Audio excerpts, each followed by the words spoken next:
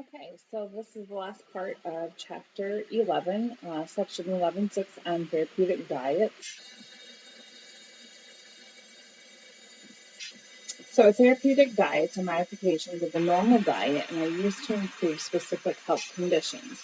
They're normally prescribed by a doctor and planned by a dietitian. They may change the nutrients, calorie content, and or the texture of the normal diet. So they may be put on a special diet due to a certain condition they have, or they may be the texture may have to be changed due to their ability to swallow the food. Patient's appetite may be affected by anorexia, weakness, illness, loneliness, self-pity, and other factors. So a regular diet is a balanced diet, usually used for patients with no dietary restrictions. They may have a slightly reduced calorie content. Foods such as rich desserts, cream sauces, salad dressings, and fried foods may be decreased or omitted completely. So a liquid diet includes both clear liquids and full liquids. Nutritionally inadequate and should be used only for short periods of time. Liquid should be served at the body temperature. A clear liquid diet includes apple or grape juice, fat-free broths, plain gelatin, fruit ice, ginger ale, tea, black coffee with sugar. A full liquid diet includes a clear liquid diet plus strained soups and cereals, fruit and vegetables, juices, yogurt, hot cocoa, custard, ice cream, pudding, sherbet, milk, and eggnog. So a patient gets more foods, more options with a full liquid diet versus the clear liquid diet. The liquid diets may be used after surgery for patients with acute infections or digestive problems to replace fluids lost by vomiting or diarrhea before some x-rays of the digestive tract. So as a healthcare worker, why is it important that you know what kind of a diet your patient has? A patient may ask you for a certain type of food, and if it's not allowed on the diet, you're going to have to tell them no and why they can't have it. Or family members may bring in food to the patient. So again, that would be something you have to watch and explain to the family members why a patient can't or should not have a food that they bring in. And you also, they need to be told like the benefits or why they're on that diet. If they know why they're on a diet, then they're more likely to follow it if they understand the reasoning behind it. So a soft diet is similar to a regular diet, but the foods must require little chewing and be easy to digest. This avoids meat and shellfish, fish with tough connective tissues. Most meat is ground. Coarse cereals, spicy foods, rich desserts, fried foods, raw fruits and vegetables, nuts, and coconut. A soft diet may be used following surgery or for patients with infections, digestive disorders, dysphagia, which is difficulty in swallowing, or chewing problems. You can see there in the picture that everything kind of looks like a pile of mush, doesn't it? If a patient has dysphagia, a soft diet is pureed to create a thick liquid with more nutrients than a full liquid diet can provide. So if a patient has dysphagia or any other chewing problems, who would order the soft diet or the pureed diet? And that's going to be the speech therapist after they do a swallowing eval. The doctor may order it if the doctor thinks there's an issue with their chewing, while they wait for the speech therapist to evaluate further. A diabetic diet is used for patients with diabetes. Diabetes is when the body does not produce enough of the hormone insulin to metabolize carbohydrates, so it doesn't break down the carbohydrates. Patients frequently take insulin by injection. So a diabetic diet is also called a carbohydrate controlled diet because patients must calculate the amount of carbs in each meal. Approximately 40 to 60% of calories are from the carbohydrates. Sugar-heavy foods are usually avoided. A calorie-controlled diet can include low-calorie diet and a high-calorie diet. So a low-calorie diet is used for patients who are overweight. High-calorie foods are avoided or very limited.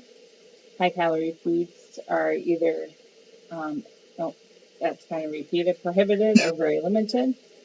This can include butter, cream, whole milk, cream, soups, or gravies, soft drinks, alcoholic drinks, salad dressings, fatty meats, or rich desserts. So there's a picture of 100 calories worth of healthy snacks. So if the patient was looking for 100 calories and was wanting a snack that was also healthy, then there's some good options for them. Excuse me. A high calorie diet is used for patients who are underweight or have anorexia nervosa, hyperthyroidism, which is overactivity of the thyroid gland, or cancer. Extra proteins and carbs are usually included. High bulk foods such as green salads, watermelon, and fibrous fruits are avoided because they fill up the patient too soon. So therefore, the patient wouldn't eat as much as is needed. High-fat foods such as fried foods, rich pastries, and cheesecake are also avoided because they digest slowly and they spoil the patient's appetite. A low cholesterol diet restricts foods that contain cholesterol and usually limits fat to less than 50 grams daily. It is used for patients with atherosclerosis and heart disease. It limits the following foods such as beef, liver, pork, lamb, egg yolk, cream cheese, natural cheeses, shellfish, whole milk, coconut, and palm oil products. A fat-restricted diet is also called a low-fat diet, and they limit fats to less than 50 grams daily. They avoid cream, whole milk, cheeses, fats, fatty meats, rich desserts, chocolate, nuts, coconut, fried foods, and salad dressings. And it is used for obese patients or patients with a gallbladder and liver disease, and again, atherosclerosis. Sodium restricted diets, also called low sodium or low salt diets. Patients should avoid or limit adding salt to food and avoid smoked meats or fish, processed foods, pickles, olives, sauerkraut, and some processed cheeses. It is used for patients with cardiovascular diseases, hypertension, congestive heart failure, kidney disease, and edema. Both low protein and high protein diets are included with a protein diet. Protein-rich foods include meats, fish, milk, cheeses, and eggs. Low-protein diets ordered for patients with certain kidney or renal diseases and also certain allergic conditions. High-protein diets may be ordered for children and adolescents if growth is delayed. For pregnant or lactating women are those who are nursing or breastfeeding their children or babies before and or after surgery, and for patients suffering burns, fevers, or infections. So it's ordered for those who have infections and burns and fevers because it helps with healing. The high protein helps with healing. Also, patients with wounds are encouraged to eat high protein diet. A bland diet consists of easily digested foods that do not irritate the digestive tract. They avoid fried foods, highly seasoned foods, pastries, candies, raw fruits and vegetables, alcoholic and carbonated beverages, smoked and salted meats or fish, nuts, olives, avocados, coconut, whole grain breads and cereals, and usually coffee and tea. It's used for patients with gastric disorders, colitis, and other diseases of the digestive system. So a fiber diet is a high fiber diet provides at least 30 grams of fiber without seeds or nuts. It is used to stimulate activity in the digestive tract, meaning it gets your bowels moving. A low fiber or low residue diet eliminates or limits foods that are high in bulk and fiber. It is used for patients with digestive and rectal diseases such as colitis or diarrhea.